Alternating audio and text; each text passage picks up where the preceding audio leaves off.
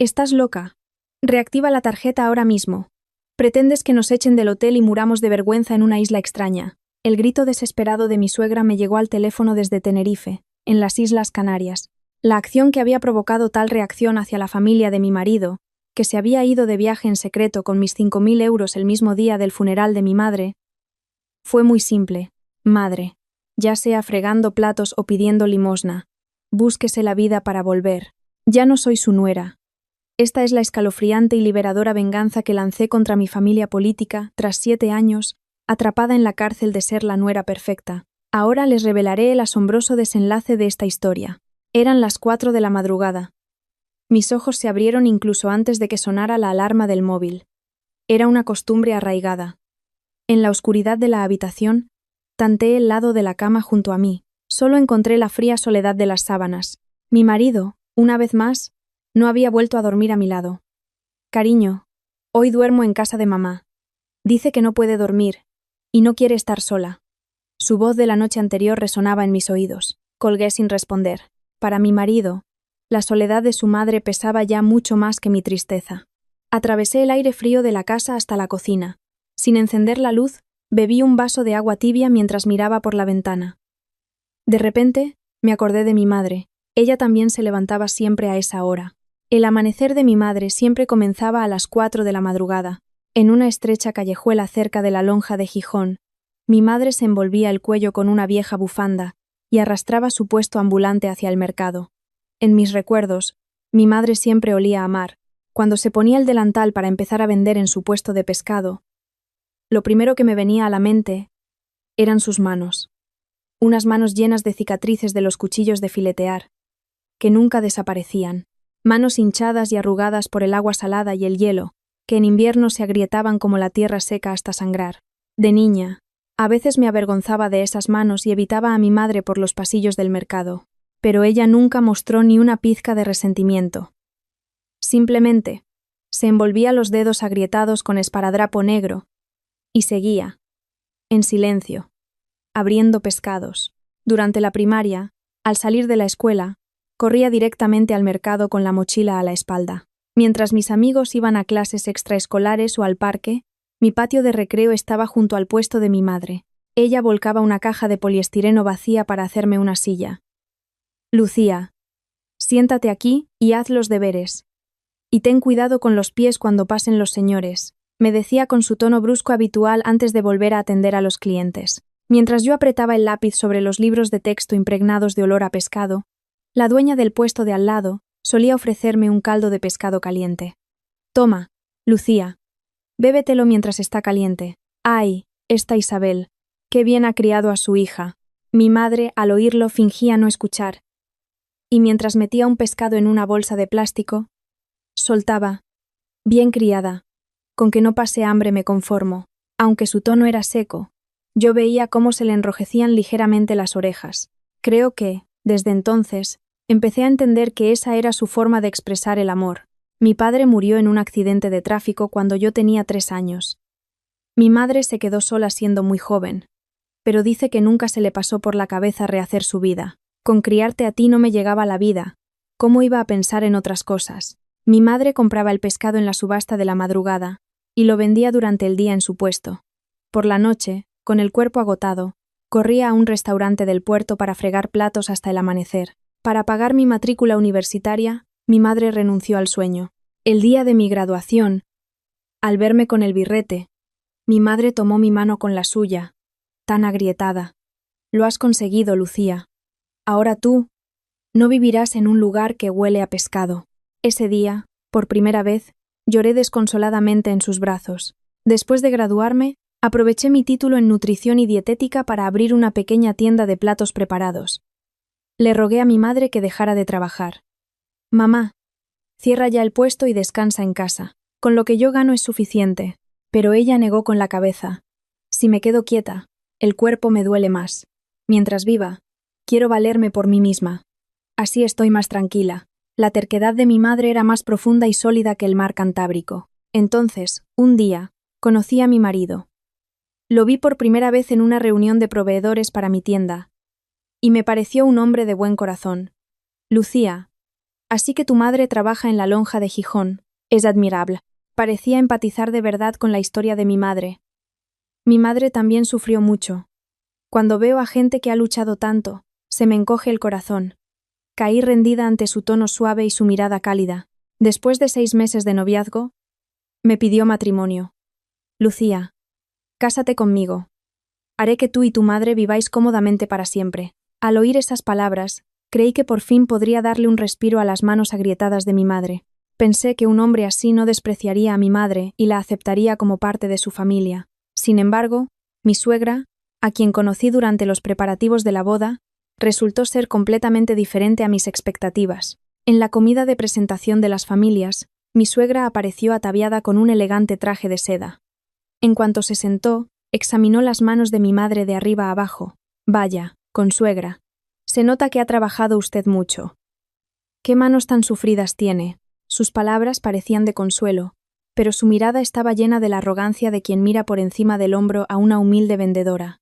Mi suegra vivía de los ingresos del alquiler de un local comercial que le había dejado su difunto marido. En realidad, era un edificio antiguo que apenas generaba 2.000 euros al mes, pero ella se consideraba una gran propietaria. Nuestra familia es de Madrid de toda la vida. Somos gente de bien. Y para nosotros, las formas son muy importantes. Repitió esa frase 3 veces durante la comida. Cuando vio la empanada de bonito que mi madre había preparado con esmero y traído, apenas la tocó con la punta del tenedor y la apartó. Consuegra, le agradezco el detalle, pero hoy en día la comida de mercado, la higiene es un problema. Nosotros solo comemos productos ecológicos. El rostro de mi madre se ensombreció por un instante, pero enseguida forzó una sonrisa y me apretó la mano por debajo de la mesa. Al salir del restaurante, mi madre me dijo en voz baja: «No te preocupes, Lucía. ¿Qué más da que tu suegra sea un poco difícil? El novio es un buen hombre, y eso es lo que importa». Intenté tranquilizarme con sus palabras, pero no pude evitar sentir un escalofrío en el corazón. La noche antes de la boda, mi madre vino a mi pequeño apartamento.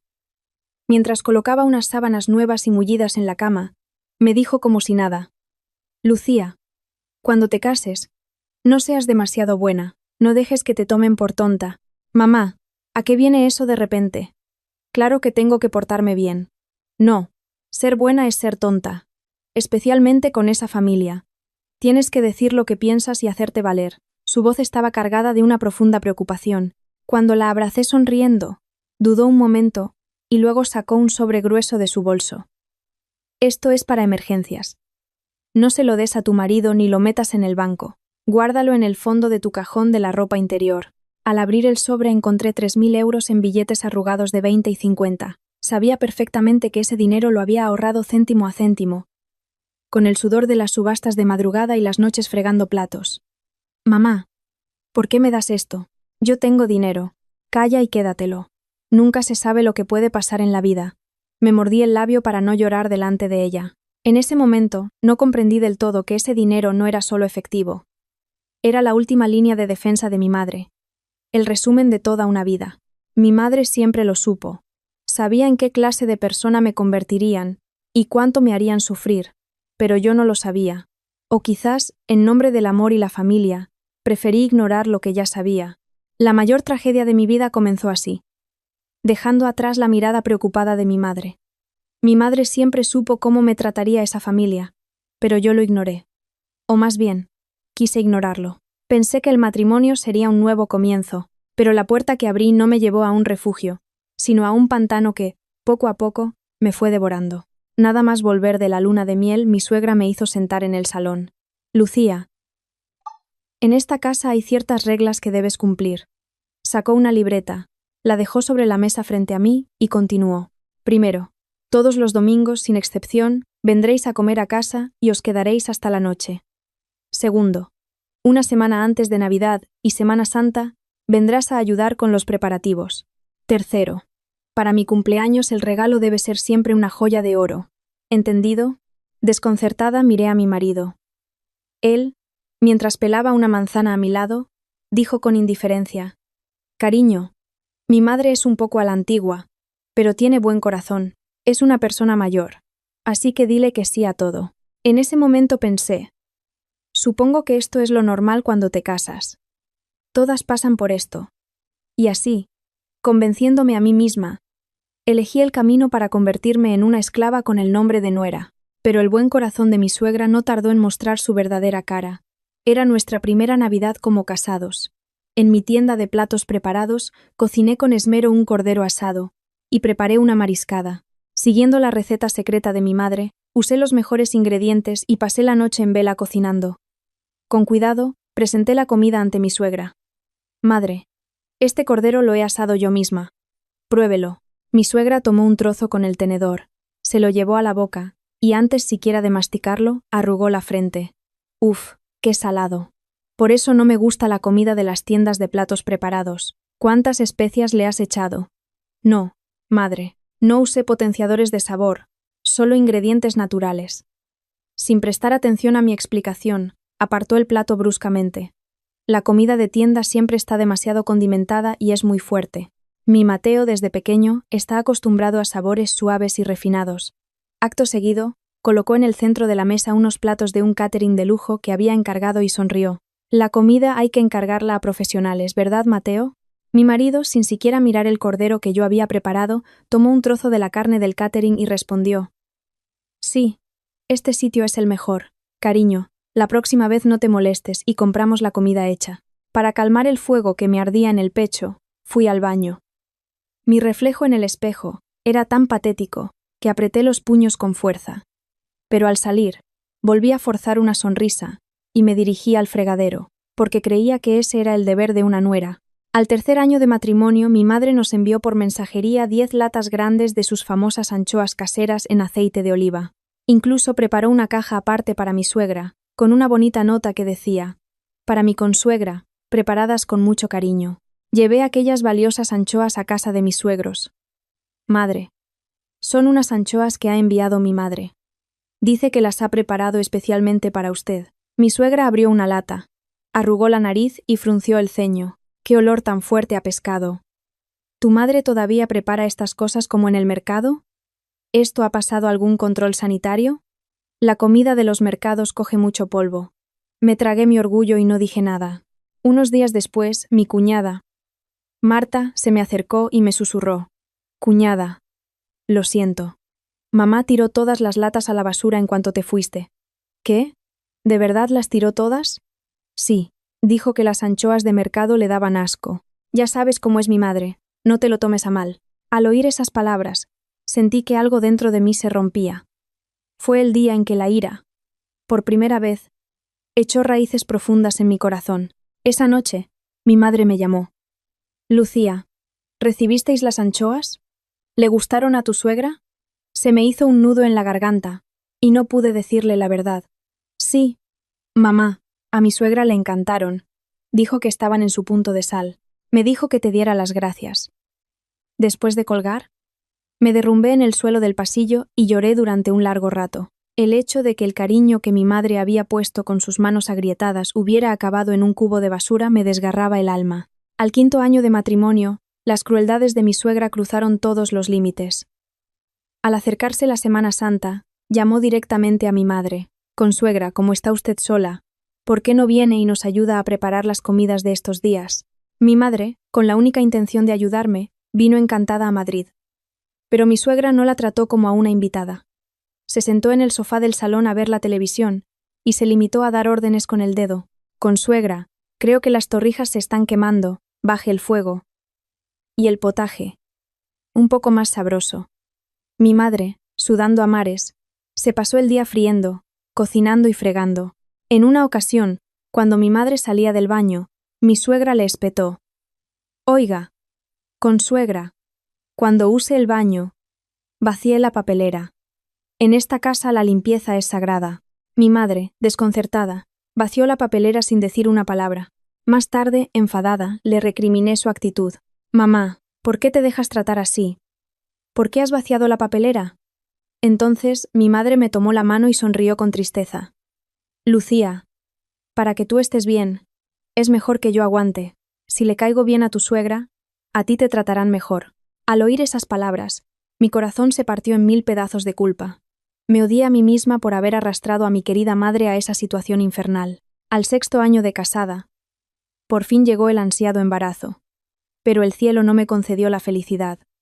A las 12 semanas, perdí al bebé. Mientras yacía en la cama del hospital, mi marido no estuvo a mi lado. Cariño, tengo una reunión muy importante en la oficina, tengo que irme. No te preocupes. Ya lo intentaremos de nuevo. Me lanzó esa fría frase de consuelo y se marchó. Esa tarde, mi suegra vino a visitarme. Dejó una cesta de frutas sobre la mesilla como si la arrojara y dijo: Lucía, tu madre se pasó la vida pasando frío en el mercado. Supongo que por eso tienes una constitución tan débil. En nuestra familia siempre hemos tenido hijos sin problemas, así que el problema debes de ser tú. Con el brazo en el que llevaba la vía, me tapé la cara con la sábana hasta arriba. En la oscuridad, bajo las mantas, lloré en silencio, ahogando los sollozos. Mi marido no era una mala persona, simplemente era un cobarde. Cada vez que había un conflicto, su respuesta era siempre la misma: mamá es así, tienes que aguantar tú. Fue entonces cuando me di cuenta de que ese hombre nunca se pondría de mi parte. Mi único refugio, el único lugar donde podía respirar, era mi tienda de platos preparados, la cocina de Isabel. Aunque era un pequeño local en un mercado de barrio, tenía muchos clientes fieles que apreciaban mi cocina, y mis ingresos mensuales netos rondaban los 4.000 o 5.000 euros. De hecho, nuestra casa se mantenía gracias a mis ingresos. El sueldo de mi marido, de 3.200 euros, se iba en su mayor parte en la paga de su madre y en los gastos y compromisos de su familia. Yo cubría el alquiler y todos los gastos de la casa con el dinero de la tienda sin quejarme. Lo gano yo, lo gasto yo. Tengo que apoyar a mi marido. Me había estado engañando a mí misma con esa estúpida autocomplacencia. Pero en ese momento, ni en mis sueños más locos podría haber imaginado que esa tienda de platos preparados se convertiría en mi última fortaleza. Durante 7 largos años, creí que si aguantaba, que si me esforzaba más, todo acabaría mejorando. Pero nada mejoró. Simplemente me volví insensible, mientras mi alma se iba desgastando. Durante 7 años, creí que aguantando, todo se arreglaría. Pero no se arregló nada. Simplemente me acostumbré. Era una tarde de otoño, con un viento que empezaba a ser desapacible. Como cada día, estaba recogiendo la tienda para cerrar. De repente, el móvil sonó con estridencia. Era Marisa, la mujer que vendía pescado en el puesto de al lado de mi madre en la lonja de Gijón. Lucía, ha ocurrido una desgracia. Tu madre se ha desplomado en el puesto. Marisa, ¿qué dices? ¿Qué le ha pasado a mamá? Una ambulancia se la lleva ahora mismo al Hospital Central de Asturias. Ven corriendo. La voz de Marisa al otro lado del teléfono temblaba sin control. Olvidé incluso apagar las luces de la tienda. Apenas me quité el delantal y corrí hacia el coche. El trayecto de Madrid a Asturias se me hizo eterno e insoportable. Me temblaban tanto las manos al volante que estuve a punto de parar varias veces. Al llegar a urgencias, mi madre yacía en una estrecha camilla. Su rostro, más pálido que las sábanas blancas, tenía un tono amarillento. Cuando logré tomar la mano de mi madre, que apenas había recuperado la conciencia, abrió los ojos con dificultad y susurró: Lucía, ¿por qué has venido? ¿Quién ha llamado a esta niña tan ocupada? Mamá, ¿eso es lo que importa ahora? ¿Dónde te duele? ¿Qué ha pasado? En ese momento, el médico de guardia me llamó a un lado, al pasillo. Su expresión era grave. Señora, tiene que ser fuerte. Su madre tiene un tumor en el hígado. Es bastante grande. Necesitamos hacer más pruebas, pero su estado es muy grave. Al oír esas palabras, las piernas me fallaron y me derrumbé en el suelo. El aire frío del pasillo me atravesó los pulmones y me costaba hasta respirar. Cuando volví a la habitación, mi madre intentó tranquilizarme. No es nada, hija. Últimamente he trabajado demasiado y estoy cansada. Eso es todo. Mañana tengo que ir a la subasta de madrugada. No puedo quedarme aquí. Incluso en esa situación, mi madre se preocupaba por el negocio del día siguiente. Mamá, ¿el negocio? Tienes que ingresar en el hospital. Entonces mi madre me agarró la mano con fuerza y me preguntó con urgencia: ¿Y quién se ocupa de tu tienda? ¿Cerraste bien la puerta? ¿Apagaste todas las luces? Si dejas la nevera abierta, la factura de la luz será altísima. Sin saber que su propio cuerpo se estaba pudriendo por dentro, mi madre solo se preocupaba por mi tienda. Era una madre que no se había atrevido a mostrar su dolor por miedo a arruinar el negocio de su hija. Los resultados de las pruebas fueron devastadores. Cáncer de hígado en estadio 3. La localización del tumor dificultaba la operación, con una baja probabilidad de éxito, y había que empezar la quimioterapia de inmediato. El coste estimado del tratamiento ascendía a decenas de miles de euros. Me senté junto a la cama de mi madre y le dije con firmeza: «Mamá, te vas a operar. Y vas a recibir todo el tratamiento. No te preocupes por el dinero. Para eso están mis ahorros. Los gastaremos todos si hace falta». Pero mi madre se negó rotundamente. «De ninguna manera. ¿Sabes lo que cuesta ganar ese dinero? Es lo que has ahorrado para ampliar la tienda. Yo ya he vivido bastante. ¿Para qué malgastar ese dineral en una vieja que ya tiene los días contados? Ahorra ese dinero y vivid bien». Por primera vez, grité y lloré como una niña delante de mi madre. «Mamá, por favor, no digas eso.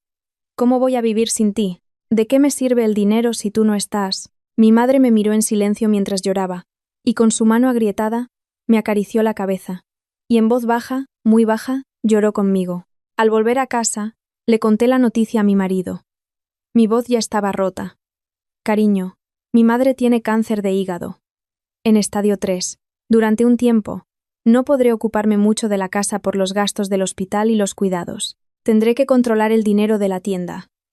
La primera respuesta de mi marido no fue de consuelo. «Vaya, qué faena. ¿Pero tanto cuesta la quimioterapia? Tu madre ya es mayor. No será forzar demasiado. No hay tratamientos naturales, como irse a una casa rural en la montaña o algo así». No podía creer lo que oía. ¿Sugerir un retiro en la montaña a una paciente con cáncer de hígado en estadio 3? La actitud de mi marido, que intentaba evitar el tema de los gastos médicos de forma indirecta, me heló el corazón. Peor aún fue la reacción de mi suegra. Al enterarse por mi marido, me llamó por teléfono. «Lucía, me he enterado de lo de tu madre. Cuánto lo siento». «Sí, madre, estoy destrozada. Claro, lo entiendo. Pero, Lucía, no me malinterpretes. La gente que se ha pasado la vida trabajando en un mercado se estropea antes. Gastar decenas de miles de euros en un tratamiento para alargarle la vida a la fuerza es una tontería. Dejarla ir en paz también es un acto de piedad filial. Lo que un padre quiere es no dar problemas a sus hijos al final. ¿No crees?». La mano que sostenía el teléfono me temblaba. ¿Cómo podía hablar de la vida de una persona con esa frialdad y ligereza? Pero incluso entonces solo pude responder: «Sí, madre. De acuerdo». Un torbellino de rabia me subía por el pecho, pero me mordí el labio y me lo tragué. A partir de ese día, comenzó mi infierno particular. Me levantaba a las 4 de la madrugada, abría la tienda y cocinaba como una loca. A las 2 de la tarde, corría al hospital en Asturias y cuidaba de mi madre hasta altas horas de la noche. Luego, volvía a casa en Madrid, agotada. Mi madre se negó a recibir quimioterapia. «Es tirar el dinero. No quiero sufrir con medicamentos tan fuertes. Solo quiero que me quiten el dolor. Ahorra ese dinero para tu futuro. Ese es el deseo de tu madre». Le rogué y supliqué, pero su terquedad era inquebrantable. Al final, solo recibió cuidados paliativos, y su vida se fue consumiendo poco a poco. Durante los meses que la cuidé, mi marido, su yerno, solo apareció por el hospital 2 veces. Una, porque le obligué a acompañarme tras una fuerte discusión, y otra, porque tenía que visitar a un cliente en Asturias y se pasó un momento. Al entrar en la habitación, fingió tomar la mano de mi madre, y en menos de media hora ya estaba inquieto. «Cariño, me voy ya. El olor a hospital me da dolor de cabeza, y ese medicamento que le ponen a tu madre huele muy fuerte». Al ver su espalda mientras se iba, arrugando la nariz por el olor delante de su suegra postrada, la palabra divorcio se grabó por primera vez con nitidez en mi mente, pero enseguida sacudí la cabeza para desechar la idea. En ese momento, mi madre era lo primero. No tenía energía ni para pelear con mi marido. Un día, cuando el estado de mi madre empeoró drásticamente, recibí una llamada de mi suegra. «Lucía, me duele tanto la espalda que no aguanto más. Necesito ir a un balneario. Voy a llevarme a Mateo unos días a descansar. La tarjeta de crédito tiene el límite un poco bajo. ¿Podrías ingresarme 5.000 euros de la cuenta de la tienda? Te los devolveré cuando vuelva». Me quedé en blanco. Mi madre luchaba por su vida en una cama de hospital, dependiendo de los analgésicos, y mi suegra me pedía dinero para un viaje a un balneario por un dolor de espalda. Mi marido tomó el teléfono y me apremió. «Cariño, a mi madre le duele la espalda de verdad. Vamos a portarnos bien con ella por una vez». Yo la cuidaré y volveremos enseguida, ¿vale? Sin decir nada, abrí la aplicación del banco en el móvil. Transferí 5.000 euros de la cuenta de la tienda. ¿Por qué no pude negarme? En ese momento, estaba física y mentalmente agotada. No me quedaba ni un 1% de energía para enfrentarme a nadie. Y estúpidamente tuve una esperanza. Si hago esto por ellos, quizás se sientan un poco mal cuando llegue el funeral de mi madre. Los 7 años de cobarde amabilidad que se habían instalado en mi cuerpo nublaron mi juicio. Después de colgar, me quedé sentada en el coche, en el aparcamiento del hospital, con las manos en el volante. El sol se ponía, pero mi corazón estaba sumido en la más profunda oscuridad. Por mucho que me mordiera los labios, las lágrimas no dejaban de brotar. Los 5.000 euros que había enviado eran el coste de los medicamentos que habrían permitido a mi madre aguantar 3 meses más. Pero yo, tratando de ignorar ese hecho, los había sacrificado por el viaje al balneario de mi suegra. 5.000 euros. Eran los gastos médicos de mi madre para 3 meses. Y mientras se los enviaba a mi suegra para su balneario, yo le estaba diciendo a mi madre que aguantara un poco más con analgésicos. En ese momento, no me di cuenta de lo cruel que era. El aire en la habitación del hospital era pesado y frío. Solo el pitido rítmico de las máquinas rompía el silencio. Cuando llegué, la respiración de mi madre ya era dificultosa. El médico negó con la cabeza y me dijo en voz baja: «Señora, esta noche es crítica. Debe prepararse para lo peor». Al oír esas palabras, sentí que el corazón se me paraba. Mi madre, con una mascarilla de oxígeno, me miraba con esfuerzo.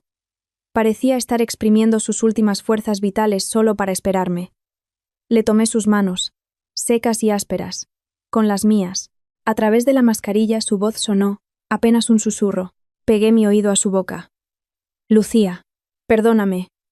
«Mamá, ¿qué dices? No tienes que pedir perdón. No hables». Mi voz, ya temblorosa, estaba empapada en lágrimas. «Por no tener dinero he dejado que sufrieras en esa casa. Lo sabía todo, pero no pude hacer nada por ti. Mamá, por favor, no digas eso. Todo lo que has hecho por mí». Mi madre tomó aire y dejó que una lágrima rodara por su mejilla. «Esa gente no es buena. Lo supe desde el principio, pero como tú decías que le querías, que era tu elección, aguanté.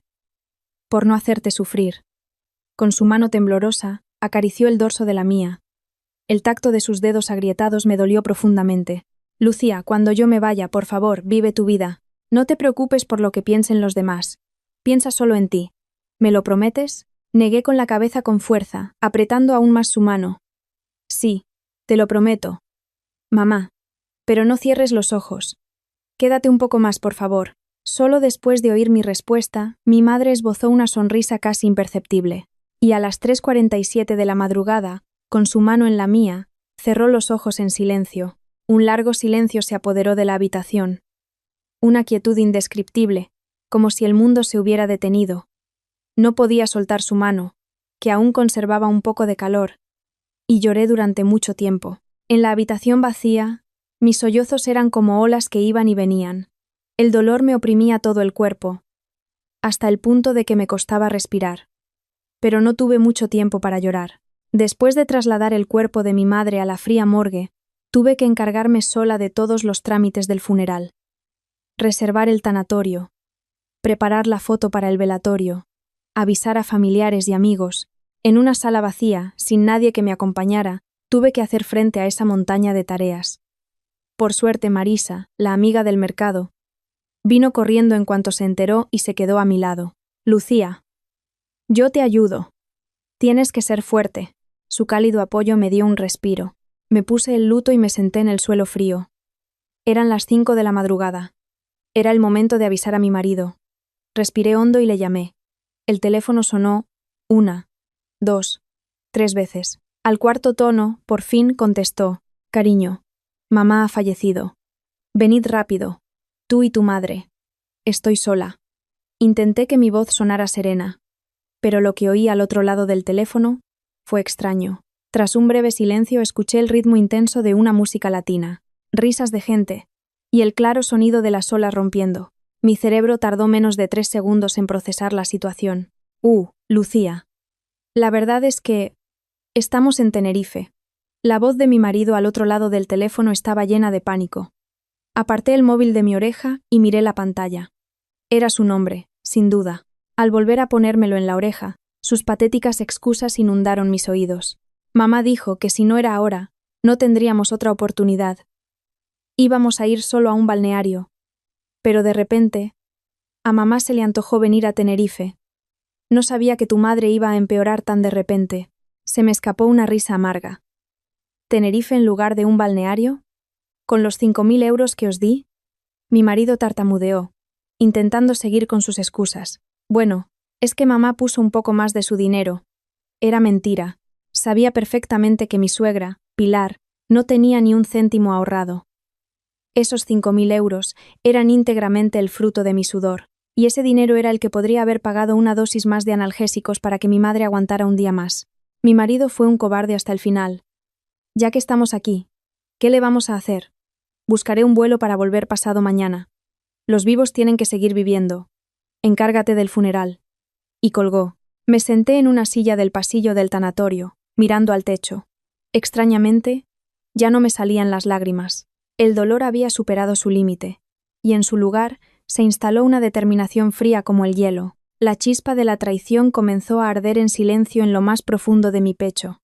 En la sala del velatorio, colgaron la foto de mi madre.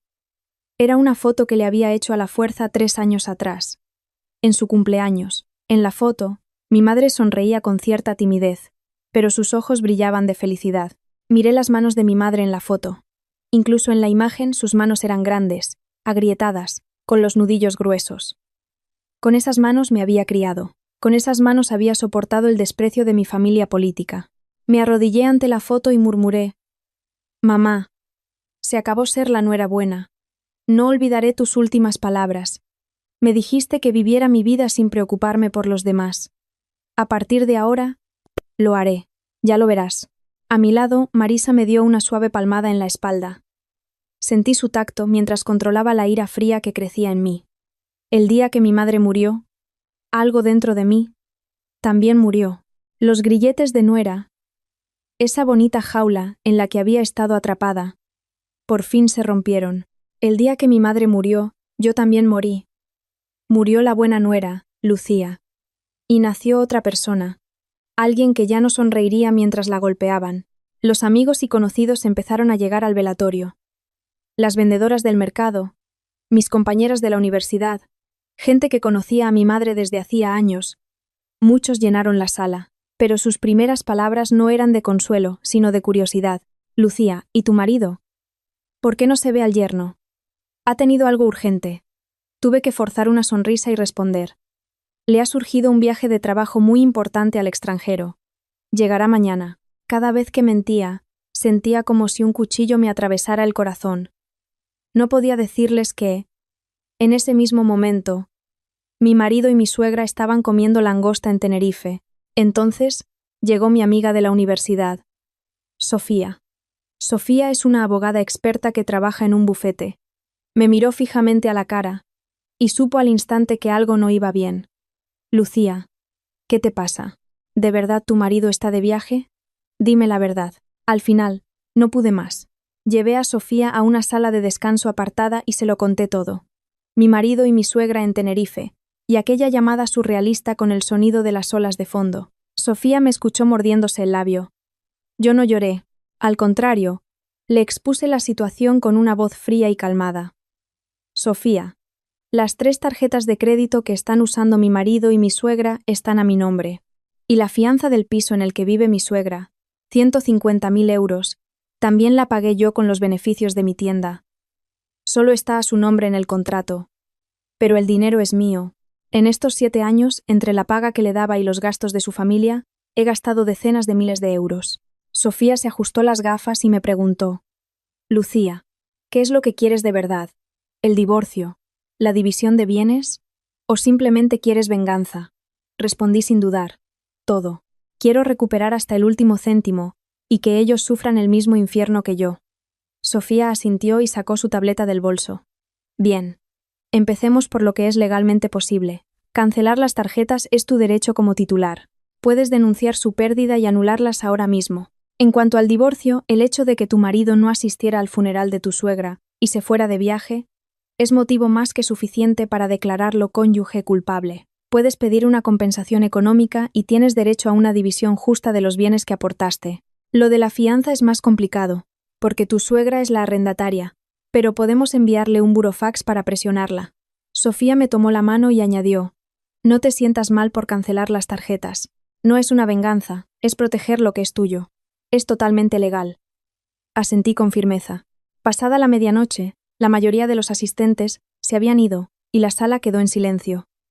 Me senté en una mesa de la sala de descanso y abrí mi portátil. Lo primero que hice fue entrar en la web del banco. Al ver el historial de gastos en tiempo real de las 3 tarjetas, se me escapó una risa amarga. En la de mi suegra figuraba el pago de 1.200 euros en un resort de lujo en Tenerife y un masaje de 280 euros. En la de mi marido, 650 euros por un día de golf y 870 euros en compras en el duty free. Mientras mi madre agonizaba en una cama de hospital, ellos se estaban montando una fiesta con mi dinero. Con manos temblorosas, hice capturas de pantalla de todo y lo guardé. Esas serían las pruebas más contundentes de su desvergüenza. En cuanto terminé, seleccioné las 3 tarjetas y pulsé el botón de denunciar pérdida y robo. Al mismo tiempo, establecí el límite de gasto diario en 0. 1 clic, 2 clics, 3 clics. En solo 3 segundos, su lujosa fuente de financiación se había cortado de raíz. Me temblaban ligeramente los dedos, pero una sonrisa fría se dibujó en mi rostro. Madre, marido, ahora empieza el verdadero viaje. A la 1 de la madrugada volví a llamar a Sofía. Sofía, ¿puedes ahora? Redacta y envía el burofax ya mismo. Sofía, como si me hubiera estado esperando despierta, volvió al tanatorio. Nos sentamos juntas frente al portátil y redactamos el borrador del burofax para mi suegra, Pilar. El texto era conciso y claro. Se le notifica formalmente que la fianza de 150.000 euros del apartamento que usted ocupa actualmente fue abonada en su totalidad por mí. Por lo tanto, en caso de rescisión del contrato, deberá devolverme el importe íntegro de dicha fianza. Sofía revisó el documento y dijo: esto no tiene un efecto legal inmediato, pero les dará el susto de su vida. Miré la pantalla del portátil y pregunté: Sofía, ¿puedes hacer que esto les llegue ahora, a Tenerife? Sofía sonrió. El burofax oficial irá a su domicilio en Madrid, pero puedo convertirlo en PDF y enviárselo a tu marido por WhatsApp, para que lo vea al instante. Asentí con frialdad. Sí, envíalo ya. Eran las 3 de la madrugada cuando terminé con todo. Cerré el portátil y volví a la sala del velatorio. Me arrodillé en el suelo frío y miré la foto de mi madre. Seguía sonriendo, con esa mezcla de timidez y calidez. Puse la mano sobre su féretro y susurré: Mamá, ya he empezado. El dinero que ahorraste toda tu vida para dármelo, se lo llevaron para irse de fiesta. Les haré pagar por ello. Al decir esas palabras, las lágrimas que había contenido rodaron por mis mejillas, pero no eran lágrimas de tristeza, eran lágrimas de liberación, de haber dado el primer paso hacia la libertad tras romper unos grilletes terribles. Esa noche, el wifi del tanatorio iba un poco lento. Tardó 3 segundos en cargar cuando pulsé el botón de cancelar las tarjetas. Fueron los 3 segundos más largos de mi vida, y los más satisfactorios. Amaneció el segundo día del velatorio. Llegó el momento más doloroso y solemne, la preparación del cuerpo. Los empleados de la funeraria, con manos expertas y respetuosas, amortajaron a mi madre. Vi su rostro por última vez. Las arrugas profundas de su frente, marcadas por una vida soportando el frío del mercado. Sus labios, apretados por el dolor. Ver su cara me recordó la vida tan dura que había llevado, y sentí que se me partía el alma. Le tomé la mano, fría y rígida, la mano con las cicatrices de las escamas y los cortes de cuchillo, como medallas al valor. La mano más grande del mundo. Mamá, qué guapa estás con este vestido. He elegido el mejor para tu último viaje. Mi voz temblaba, pero quería que mi madre se fuera viendo solo mi lado bueno. A mi lado, Marisa y las demás vendedoras del mercado me daban palmaditas en el hombro y lloraban conmigo. Pero en aquella amplia sala, el sitio que deberían ocupar mi marido y su familia estaba vacío. Ese vacío hacía que mi corazón se sintiera aún más frío. Mientras se desarrollaba la solemne ceremonia, el móvil que guardaba en mi bolsillo empezó a vibrar como un loco. Lo había puesto en silencio, pero al dejarlo en el suelo, el temblor era tan fuerte que se hacía notar. No contesté. En ese momento, toda mi atención estaba en mi madre. Cuando la ceremonia terminó y volví a la sala, revisé el teléfono. La pantalla estaba inundada de notificaciones. 38 llamadas perdidas de mi suegra. Pilar. 12 de mi marido. 50 llamadas en total. Los mensajes de WhatsApp superaban el límite de 99.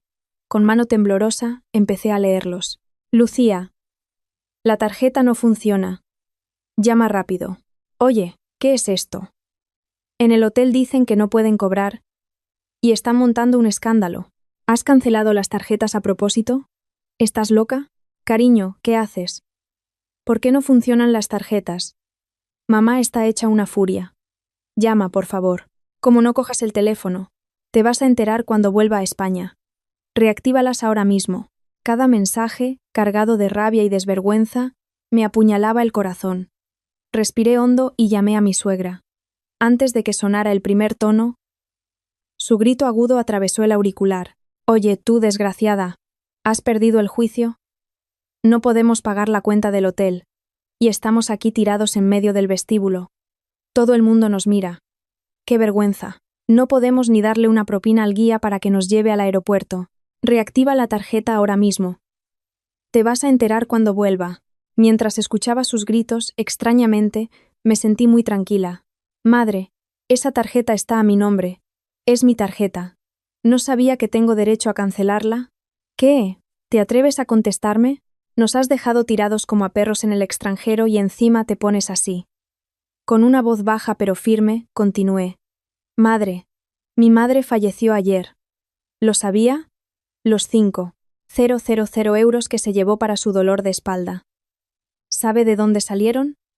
Mi madre, por no gastar ese dinero, aguantó hasta el final con analgésicos y murió sufriendo, mientras usted se comía una langosta en Tenerife. Mi suegra pareció dudar un momento, pero luego gritó aún más fuerte. Eso no es lo importante ahora. Que nos vamos a quedar en la calle en un país extranjero. Te estoy pidiendo mi dinero, no me vengas con historias. Haz que la tarjeta funcione ya. Solté una risa amarga y le di mi último aviso. Madre, ese dinero lo usé para pagar el funeral de mi madre. Ya sea fregando platos o pidiendo limosna, búsquese la vida para volver. Ya no soy su nuera. Dije lo que tenía que decir y colgué. Me temblaba la mano, pero no sentía ni una pizca de arrepentimiento. Media hora después, sonó el teléfono. Era mi marido, Mateo. Dejé que sonara un rato antes de contestar. Lucía, ¿qué te pasa? Mamá está llorando a gritos, montando un escándalo. Ya sabes que mis tarjetas no funcionan en el extranjero. Su voz sonaba cobarde y desesperada. Le pregunté con frialdad. ¿Sabes que mi madre murió ayer? Lo sé. Ya te he pedido perdón. Lo siento mucho. De verdad, pero cariño, lo urgente ahora es que mi madre está a punto de convertirse en una mendiga internacional.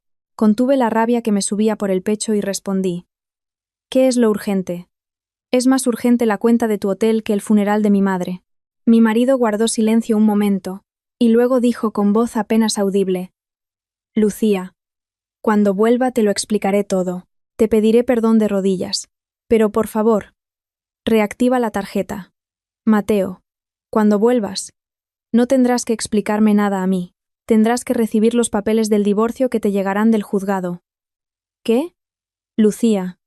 Espera. No quise oír más y colgué. Miré la foto de mi madre durante un largo rato. Mamá, lo estoy haciendo bien, ¿verdad? Se acabó a aguantar como una tonta. En ese momento, en Tenerife, se debía estar viviendo una situación infernal. Lo que me contó Sofía más tarde fue de película. Pilar y mi marido aguantaron 2 horas sentados en el sofá del vestíbulo del hotel. Al final, el hotel amenazó con llamar a la policía y retenerles los pasaportes como garantía, así que mi marido tuvo que llamar a un compañero de trabajo y suplicarle que le hiciera una transferencia internacional para poder pagar, al menos, la cuenta del hotel.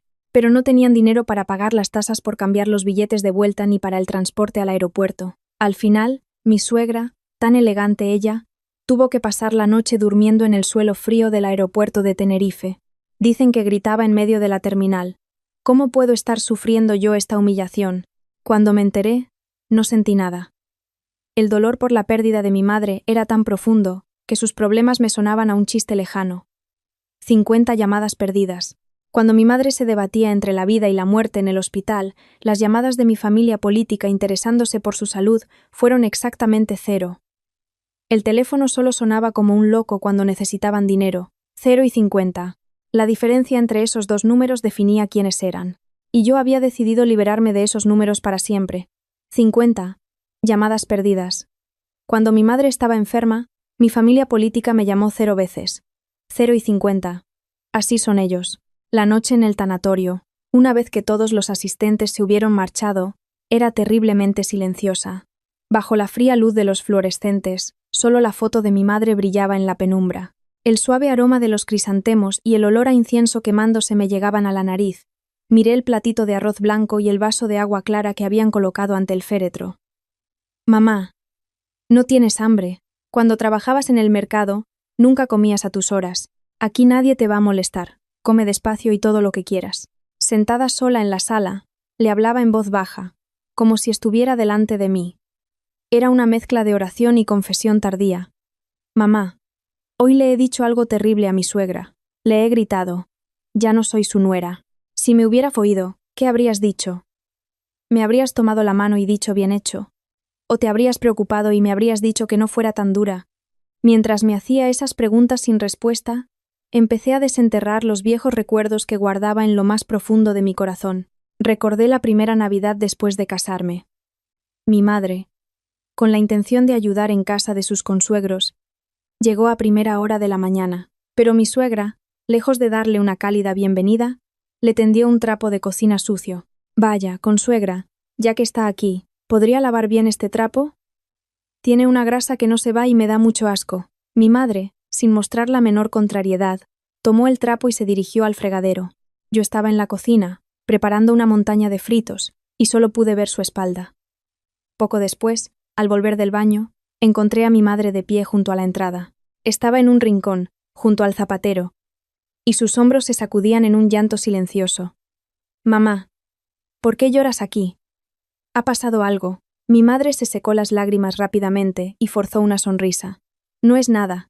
He estado cortando cebolla y me lloran los ojos.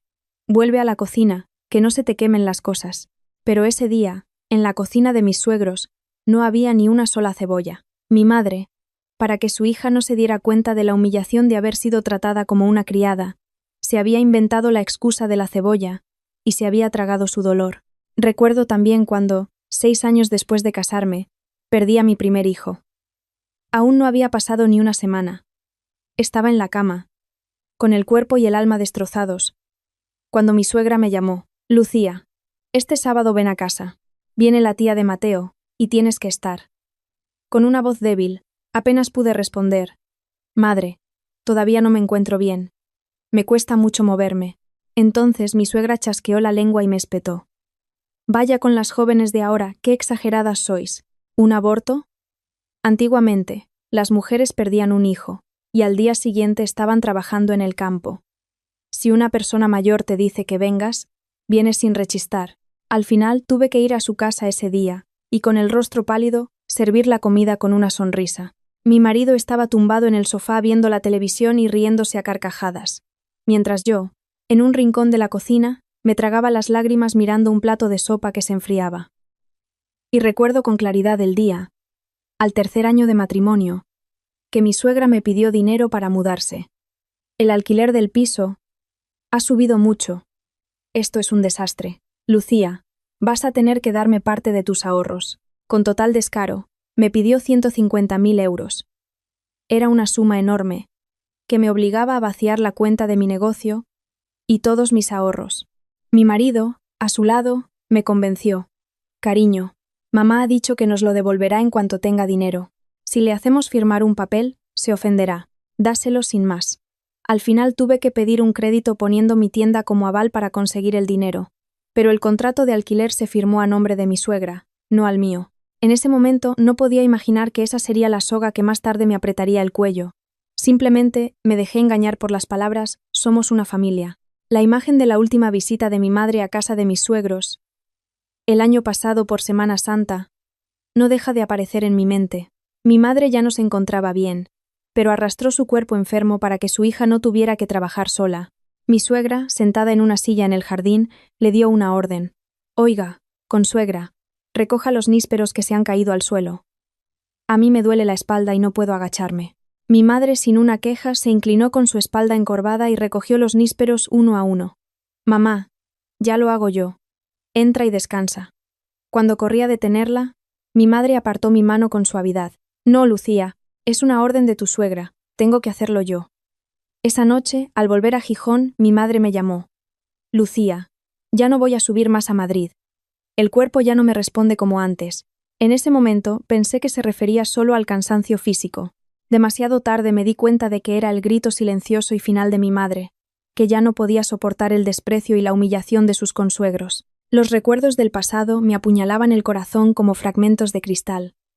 Me tapé la cara con las manos y sollocé durante un largo rato, pero ese llanto no era de desesperación, sino el comienzo de una firme resolución. Me sentí tan estúpida por haberme engañado a mí misma durante 7 años, creyendo que aguantar era una virtud. El sentimiento de culpa por haber permitido que mi madre entrara en esa casa infernal se transformó en una rabia ardiente. Miré fijamente la foto de mi madre y le hice una promesa. Mamá, lo siento mucho. Tenía que haberme dado cuenta antes. No debería haber permitido que te enfrentaras a ellos.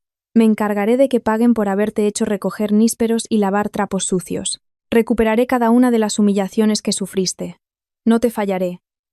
No se trataba de una simple venganza. Era mi forma de honrar a mi madre, que se había sacrificado toda su vida para proteger a su hija. Era mi último acto de amor filial. Esa noche, tuve la conversación más larga con mi madre. Le dije todo lo que no me había atrevido a decirle en vida. Ella no respondió, pero el aroma de los crisantemos en la sala pareció intensificarse. Era como si mi madre estuviera escuchando cada una de mis palabras, como si una cálida energía me envolviera los hombros. Tú también me estás escuchando, ¿verdad, mamá? Se acabó vivir como una tonta, en el suelo frío del tanatorio, sintiendo el amor de mi madre. Terminé de prepararme para el día siguiente. Esa noche, tuve la conversación más larga con mi madre. Le dije todo lo que no pude decirle en vida.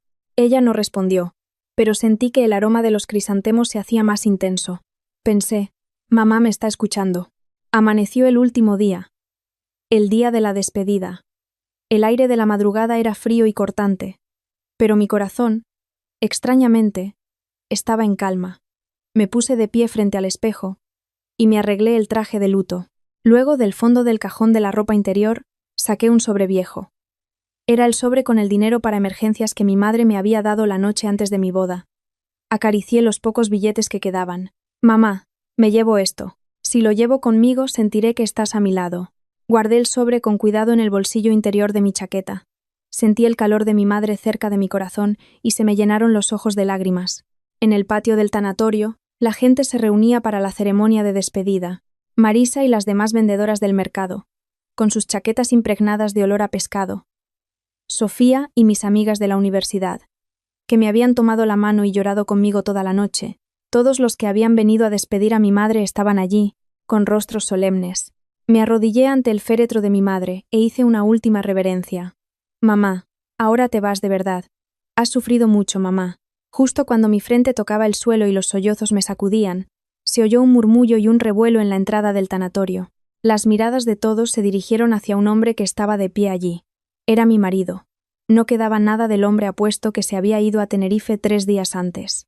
Su rostro tenía un color terroso, como si no hubiera dormido en días, y una barba descuidada le cubría la barbilla. Con la camisa arrugada y sin siquiera un abrigo, se acercó a mí a trompicones. Mi suegra, Pilar, no estaba con él. Supongo que él solo había conseguido encontrar un billete de avión y había vuelto antes. Se detuvo frente a mí, jadeando. Lucía, cariño, lo siento. Sé que he cometido un error terrible. Llego tarde, pero he venido. Lo miré sin expresión. No sentí ni rabia ni alegría. Simplemente lo observé con la misma frialdad con la que se mira un objeto abandonado en la calle. Ah, has venido.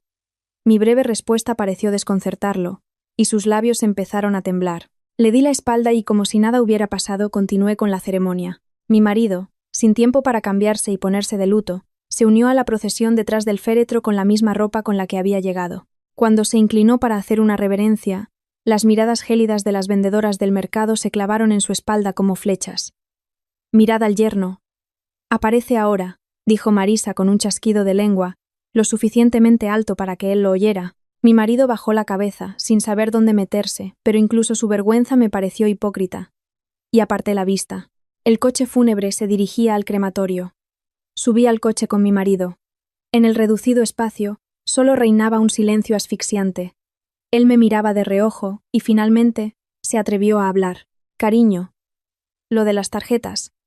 Mamá estaba muy alterada. Y yo también me puse nervioso. ¿Que de repente te quedes sin dinero en el extranjero? Una persona pierde la cabeza. Mirando por la ventanilla, respondí con frialdad. ¿Es ahora el momento de hablar de las tarjetas? No, no. Más importante es que tu madre falleció, y yo no estuve allí. Lo siento mucho. Fui un egoísta. Cariño. Sus disculpas sonaban huecas en el silencio del coche. Sin mirarlo, dije en voz baja. Tú lo dijiste. Los vivos tienen que seguir viviendo. Y eso es lo que voy a hacer yo ahora. Vivir. Mi voz era tan tranquila que él pareció sentir un escalofrío. Lucía, ¿qué quieres decir? Lo entenderás cuando lleguemos a casa. Volví a mirar por la ventanilla. Una sombra de inquietud comenzaba a oscurecer su rostro. Llegamos al crematorio. El féretro de mi madre entró en el horno. Al ver su última imagen desaparecer tras el cristal, sentí que mi corazón también ardía. En ese instante, los innumerables momentos que pasé con ella pasaron por mi mente como una película. Su espalda, cargando pescado en la lonja de madrugada, su mano tosca, dándome un trozo de empanada mientras yo me sentaba en una caja de poliestireno, su hombro mojado, inclinando el paraguas hacia mí, mientras caminábamos juntas bajo la lluvia. Su pregunta habitual al teléfono: Lucía, ¿has comido? Y aquel sobreviejo, que me dio la noche antes de mi boda. Toda la vida de mi madre se estaba convirtiendo en humo y se dispersaba en el cielo blanco. Mamá, ya no sufrirás más. Allí no tendrás que limpiar pescado, así que ponte guantes. No te envuelvas los dedos con esparadrapo. Ponte una crema buena. En mi corazón, le di mi último adiós. Terminó la cremación. Recogimos las cenizas de mi madre. Había vuelto a mí convertida en un puñado de polvo blanco, dentro de una pequeña urna de cerámica. El amor inmenso de una mujer que había luchado toda su vida, 67 años, por su hija, ahora cabía en mis brazos. Abracé la urna con fuerza. Aún conservaba un poco de calor, que sentí a través de mi pecho. Era como si mi madre me estuviera abrazando por última vez. Mi marido se acercó a mí, vacilante. Cariño, pesa mucho, ¿quieres que la lleve yo? Apreté la urna aún más fuerte y dije con firmeza: No. La llevaré yo. No quiero dejar a mi madre en tus manos. Lo miré directamente a los ojos. Sus pupilas se movieron, sin saber a dónde mirar. Y cuando lleguemos a casa, tenemos que hablar. Pero hoy es el día de mi madre, así que lo dejaremos para después. Ahora, cállate y sígueme. Mi actitud gélida le hizo tragar saliva. Y asintió. Su rostro ahora reflejaba un miedo cercano al pánico. De vuelta, tomé un coche diferente al de mi marido. Y llamé a Sofía. Sofía, ¿tienes lista la demanda de divorcio? La voz de Sofía al otro lado del teléfono era clara. Sí, todo listo. Mañana por la mañana te la llevo a casa. He preparado todos los documentos, no te preocupes. Volví a preguntar. ¿También está la reclamación de la fianza del piso de mi suegra? Por supuesto. El burofax está perfectamente redactado. Lucía, sé que es duro, pero lo estás haciendo muy bien. Las palabras de consuelo de Sofía me hicieron acariciar la urna. Sí. Colgué el teléfono y miré la urna que había dejado en el asiento del copiloto. Mamá, ahora vamos a casa de verdad. Vamos a limpiar todo lo que te hizo daño. El atardecer, de vuelta del funeral, era precioso. Sentí que era mamá, diciéndome que no llorara, y no lloré. En vez de eso, sonrí. La casa, al volver después de despedir a mi madre, me pareció extrañamente silenciosa.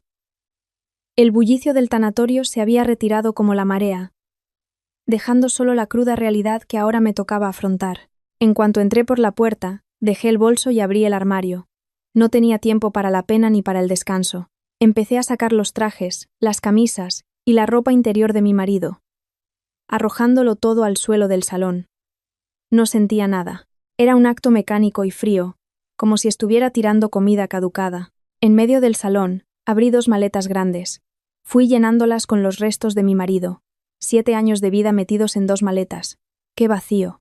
¿Acaso las conversaciones, las comidas compartidas, las películas que vimos juntos, pesaban menos que estas maletas? Del fondo del armario salió un álbum de boda polvoriento. Al hojearlo, vi una foto mía con el vestido de novia, mi marido con el esmoquín, y a mi madre, a su lado, sonriendo con timidez. Ese día, mi madre, diciendo que su yerno era el mejor, le había tomado la mano con fuerza con la suya, tan agrietada. Con cuidado, saqué solo la foto en la que aparecía el rostro de mi madre. El resto del álbum lo tiré sin miramientos en un rincón de la maleta. Cuando terminé de hacer las maletas, me acerqué a la cerradura de la puerta. La contraseña anterior era nuestro aniversario de boda. Sin dudarlo, la reseteé, e introduje un nuevo código de 4 cifras. El cumpleaños de mi madre. Con un pitido, la contraseña cambió. Esta casa ya no era su refugio. A partir de ahora, sería solo un espacio para mí y para el recuerdo de la madre que me protegió. Poco después, sonó el timbre. Era Sofía. Entró con una pesada carpeta y se sentó en el sofá. Lucía. Aquí tienes todos los documentos que me pediste. Sofía sacó un fajo de papeles y los extendió sobre la mesa.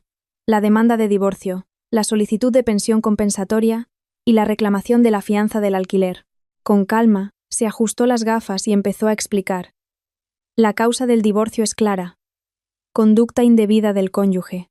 He hecho hincapié en su ausencia durante la agonía y el funeral de tu madre mientras estaba de viaje en el extranjero. También he incluido la explotación económica por parte de su familia y la pasividad de tu marido. Pido una compensación de 50.000 euros, además de la liquidación de gananciales, que se tramitará por separado. Escuché en silencio, siguiendo su dedo mientras señalaba los párrafos. Sofía, ¿y la fianza? Eso es lo más importante. Esta es la demanda para la devolución de los 150.000 euros de la fianza del piso de tu suegra.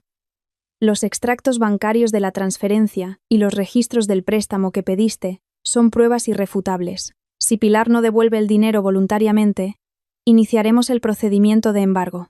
Por último, Sofía me mostró un resumen de todos los gastos que había tenido con mi familia política durante los últimos 7 años. Esto será difícil de recuperar legalmente en su totalidad, pero nos ayudará a demostrar tu contribución a la economía familiar en la liquidación de gananciales. Tomé el bolígrafo que me ofrecía Sofía.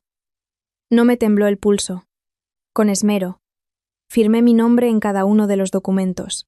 Cuando Sofía se fue, saqué las 2 maletas de mi marido al pasillo, las dejé sobre el frío suelo de mármol. Encima, coloqué la carpeta transparente con la demanda de divorcio y la reclamación de la fianza, y pegué una nota adhesiva amarilla. He cambiado la contraseña. No intentes entrar. Lee los papeles y luego llama. Al escribir esa frase sentí un gran alivio, como si me hubieran quitado un peso de encima. Era una declaración de ruptura y mi primer acto de soberanía sobre mi propia vida. Al anochecer, el teléfono vibró. Era mi suegra, Pilar. Debía de haber llegado por fin. No contesté. Poco después, recibí una notificación de un mensaje de voz. Lucía, acabo de llegar al aeropuerto. ¿Qué pasa? No funciona ninguna tarjeta y no tengo ni para un taxi. Mateo no coge el teléfono. Hija, por favor, llama. ¿Vas a dejar a tu suegra tirada en la calle? Su voz temblaba. Por primera vez, en aquella voz autoritaria, percibí debilidad, pero no sentí ni una pizca de compasión. Al contrario, recordé su rostro altivo ordenándole a mi madre que recogiera los nísperos del suelo. Borré el mensaje de voz y puse el móvil boca abajo. Pasadas las 11 de la noche, oí el sonido de alguien intentando abrir la puerta. Bip, bip, bip. El sonido de error de la cerradura resonó con claridad por toda la casa. Era mi marido. Desconcertado, volvió a intentarlo varias veces, pero la puerta permaneció cerrada. Poco después, oí el ruido de maletas arrastrándose y papeles. Debía de haber encontrado las maletas y los documentos que le había dejado en el pasillo. Mi teléfono empezó a sonar sin parar, pero lo había silenciado y me quedé quieta en el sofá. Me llegó un mensaje. Cariño, ¿qué es todo esto? Ábreme. No nos merecemos esto. Por favor. Hablemos. Leí el mensaje, pero no respondí. A partir de ahora, cualquier conversación que tuviéramos sería en un juzgado, delante de un juez. Mi marido se quedó un rato en el pasillo, pero finalmente oí el sonido de las maletas arrastrándose hacia el ascensor. El único lugar al que podía ir era a casa de su madre. Pero ese lugar tampoco sería ya un refugio para ellos. En el buzón de ese piso ya estaría el burofax que Sofía había enviado con la reclamación de la fianza. Lo que mi marido encontraría en casa de su madre no sería un plato de comida caliente, sino una realidad que se desmoronaba. A la hora que llegó mi marido, la casa de mi suegra ya era un caos. Al leer el burofax, Pilar se había derrumbado en el suelo del salón, llorando a gritos. Esa desgraciada, ¿cómo se atreve a hacerme esto a mí? ¿Quién se ha creído que es? Yo soy la propietaria. Pero la realidad era implacable. Si tenía que devolver los 150.000 euros de la fianza, tendría que abandonar ese piso de inmediato. Para ella, que apenas se mantenía con los 2.000 euros del alquiler de su local. Esa suma era inalcanzable. Sin ahorros ni nadie a quien recurrir, la pobreza en la vejez se le presentaba como un abismo. Mi marido se quedaría allí, en medio del salón de su madre, contemplando la escena. Quizás entonces empezaría a comprender, con un dolor punzante, lo frágil que era el castillo de naipes de la piedad filial, y las apariencias que tanto se había esforzado en mantener. Y quizás, por fin, entendería quién era la persona a la que debería haber valorado por encima de todo. Sentada en el sofá, miro la oscuridad a través de la ventana. El peso de 7 años metido en 2 maletas me parece increíblemente ligero. La pequeña urna con las cenizas de mi madre pesaba mucho más, porque ese era el peso del amor y del sacrificio. Ahora, voy a deshacerme de lo ligero y a levantarme de nuevo, abrazando el amor pesado que mi madre me dejó. Metí 7 años en 2 maletas. No pesaban mucho. Supongo que mi matrimonio no valía más que eso. La urna de mi madre pesaba mucho más. El peso del amor es diferente. Han pasado 6 meses desde que despedí a mi madre. En este tiempo, las sombras que me oprimían han ido encontrando su lugar. La batalla final en los tribunales fue más sencilla de lo esperado. Mi marido, incluso en el juzgado, siguió suplicando: «Cariño, he cometido un error terrible. ¿No podemos empezar de nuevo? Mi madre también está muy arrepentida. No somos extraños. Hemos vivido juntos 7 años». Interrumpí sus palabras y presenté al juez la carpeta que Sofía había preparado. Los extractos de la tarjeta de crédito de Tenerife del día que mi madre murió, los registros de todas las transferencias que había hecho a mi familia política durante 7 años y la prueba irrefutable de que la fianza del piso de mi suegra la había pagado yo. El abogado de mi marido alegó que había sido un error de juicio momentáneo, pero mi abogada fue tajante. No se trata de un simple error. Es una explotación económica sistemática durante 7 años y una complicidad en el abandono emocional de su cónyuge en el momento de la muerte de su madre. Al final, el juez falló a mi favor. El divorcio fue firme y recibí una compensación de 30.000 euros. En la liquidación de gananciales, mi contribución fue reconocida como abrumadoramente mayoritaria, pero lo más satisfactorio fue la sentencia de la demanda civil por la fianza. Madre, va a tener que mudarse. El juez ha dictaminado que me tiene que devolver los 150.000 euros de la fianza.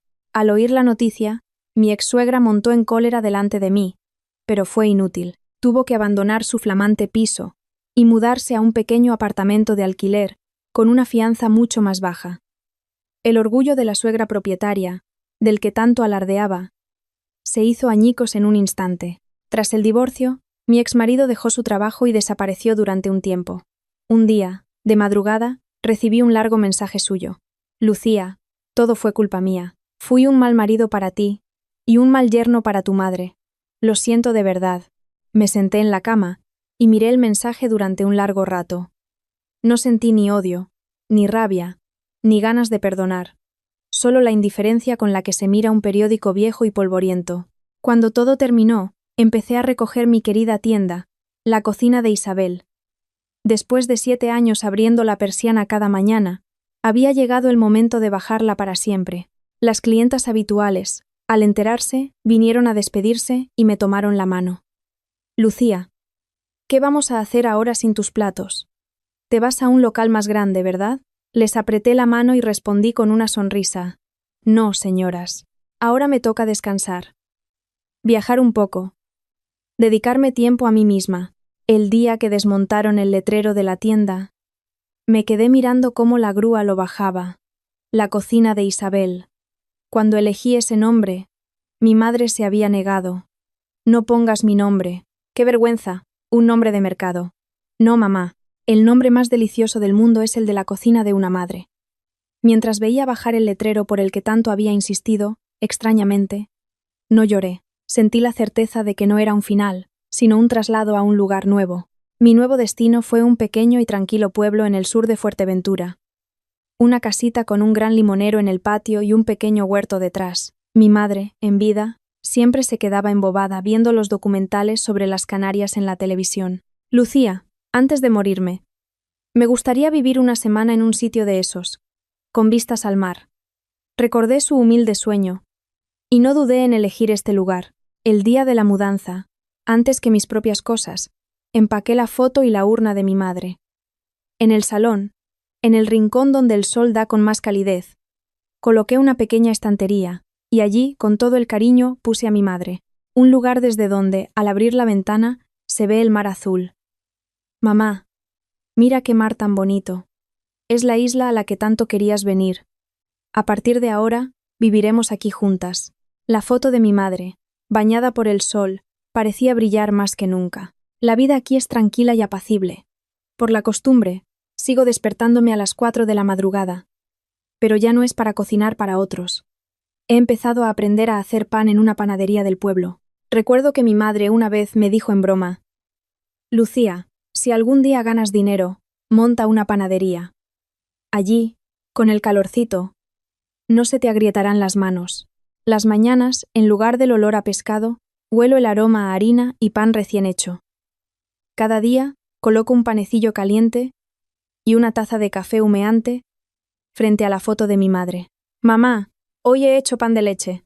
Todavía me sale un poco torcido, pero con la práctica me saldrá mejor, ¿verdad? El canto de los pájaros en el limonero, las lechugas que crecen en el huerto, las mañanas en Fuerteventura, están llenas de mis conversaciones con mi madre. Un día, Marisa, mi amiga de la lonja de Gijón, vino a visitarme. En cuanto entró en el patio, se quedó boquiabierta. Madre mía, Lucía, ¿qué sitio más bonito has encontrado? Si tu madre estuviera viva, se pasaría el día aquí, comiendo limones y siendo la reina del pueblo. Nos sentamos bajo el limonero, comiendo limones dulces, y hablamos de mi madre. Marisa, ¿recuerdas qué era lo que más le gustaba a mi madre del mercado? Marisa, mientras pelaba un limón, miró hacia el mar y sonrió. A tu madre le encantaban los días de lluvia, porque lloviendo no había clientes y podíamos cerrar antes. Su mayor placer era sentarse conmigo a tomar un caldo caliente y decir: «Ay, Marisa, hoy nos tomamos un descanso». Al oírla, se me llenaron los ojos de lágrimas, pero también sonreí. Aquí, los días de lluvia son aún mejores. El sonido de la lluvia en el tejado es precioso.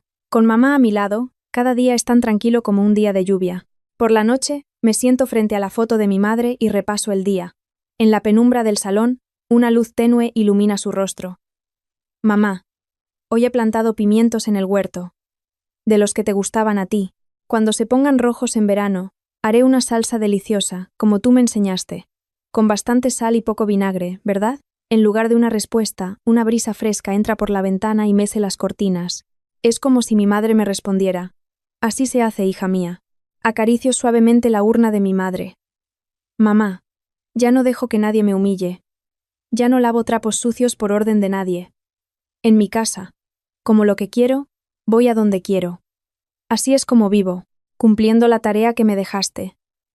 Vivir mi propia vida. Le dedico a la madre de la foto la sonrisa más radiante del mundo. Mamá, ahora soy feliz.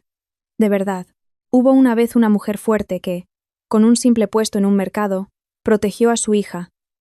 Esa hija, durante 7 años, vivió atrapada en la jaula sin barrotes de ser la nuera perfecta. Pero quien le abrió la puerta de esa jaula fue su madre, con las últimas palabras que pronunció antes de morir. Vive tu vida.